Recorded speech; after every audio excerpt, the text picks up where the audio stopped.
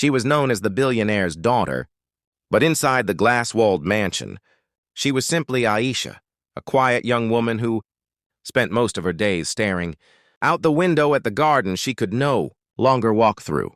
Doctors had given her father the kind of sentence no amount of money could erase.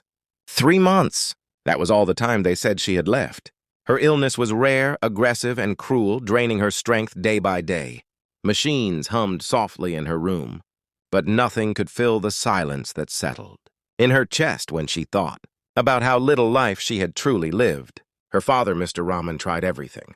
He flew specialists from across the world, funded experimental treatments, and built a private medical wing inside the house. Yet every night when he thought no one was watching, he sat beside Aisha's bed and cried quietly. He had built empires, moved markets, and commanded respect, but he was powerless against time. The house was full of staff, yet felt empty, because hope itself seemed to have packed its bags and left. Among the staff was an elderly maid named Mariam. She had worked in the house for years, unnoticed by most, moving softly through hallways with a broom and a gentle smile. She spoke little and listened much. While others treated Aisha like fragile glass, Mariam treated her like a human being.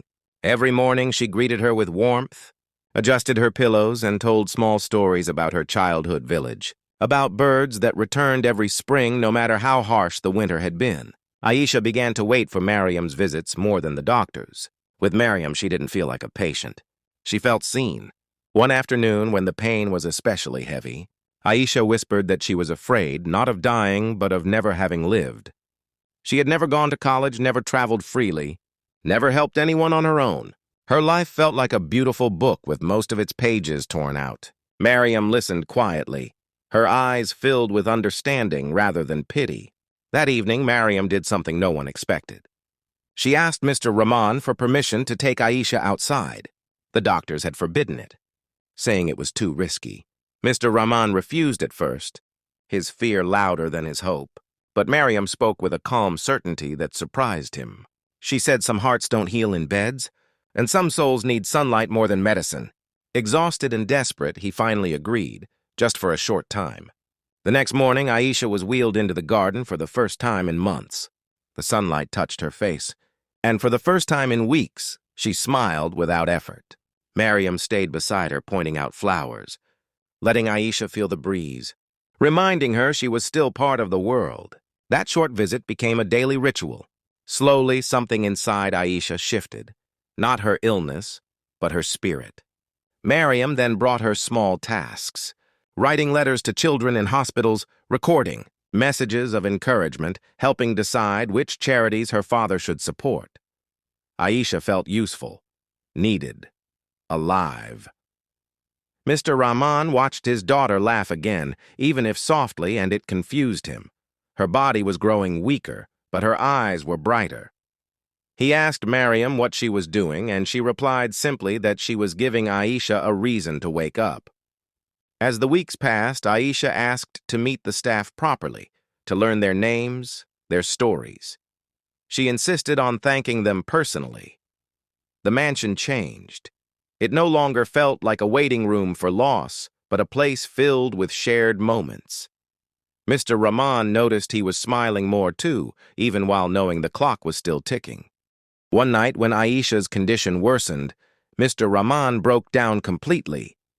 He found Mariam in the kitchen and asked her how she could remain so calm.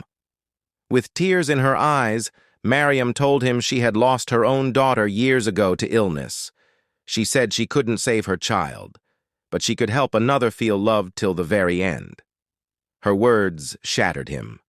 This woman he barely noticed had been carrying grief quietly while healing his family. In Aisha's final weeks, she asked her father not to be angry at the world. She told him Mariam had taught her something important, that life isn't measured by length, but by meaning. On her last morning, Aisha asked for Mariam to sit beside her. She held her hand and thanked her for giving her life back, even for a short time.